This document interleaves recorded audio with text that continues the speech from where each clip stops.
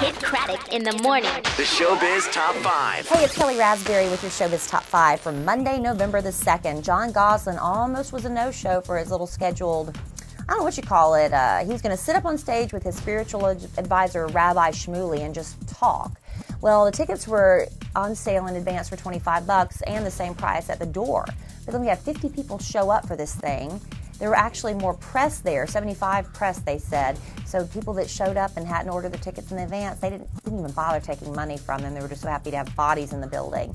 Well, during the 2 hours that John did speak, he talked about how Rabbi Shmuley was the one that got him to break up with Haley, basically, because the rabbi told him that for the sake of the kids, that neither he nor Kate should be dating right now, and they should at least wait until the divorce is final. So that's what he and Haley are doing, but he does promise that they are going to get back together and work things out.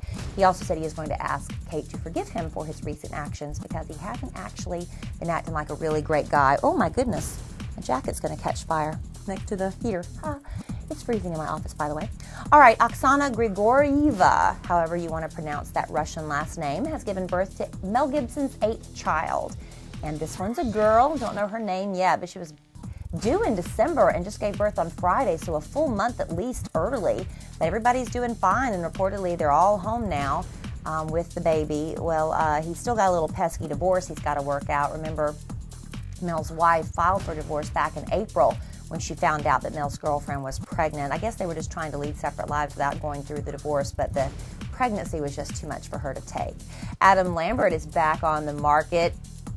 All you guys and girls that might want to date him, but Drake LeBry and he have decided mutually to end the relationship because Adam's got this new CD coming out and he's going to be so busy promoting that, it's really going to take a toll on the relationship. So they're ending it early while the getting out while the getting's good. Isn't that what they say? And so hopefully they'll be able to work things out later because, you know, if you love something, set it free, and if it was meant to be, it will come back to you. Nicole Richie's won a temporary look at me giving them all this little love advice. All right, Nicole Richie's won a temporary restraining order against 2 paparazzi who slammed into her car last month because they were tailgating a little too closely. They're hoping to make this a permanent restraining order in the next couple of weeks when they go back before the judge. But in a sworn statement, Nicole says she is harassed and stalked on a daily basis. A judge apparently agreed these guys were enough of a pain that he did issue the temporary restraining order. They have to stay at least 100 yards away from Nicole, her babies, and her staff. For some odd reason, Joel Madden is not covered by this restraining order. Perhaps he thinks he could take care of himself. So, like I said, they're going to try to get this permanent in just the next couple of weeks. And finally, Ryan Seacrest's lawyers have gotten a restraining order against this crazy fan who's been stalking Ryan. You might remember a couple of months ago, Ryan was at a children's hospital, and this guy, Chidi Uzoma, was waiting for him outside and was actually trying to get to Ryan, but Ryan jumped in the car and got away. And Chidi ended up attacking Ryan's bodyguard. Well, he was arrested for that. He was put on probation. A couple of weeks ago, this guy showed up at the Kiss FM studios in Los Angeles hoping to see Ryan, but not realizing Ryan doesn't do his radio show from the Kiss studios. He does it from the E studios.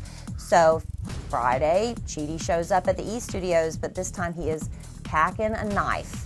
So he was placed under arrest. Ryan and his attorneys all feel like his life could be in danger.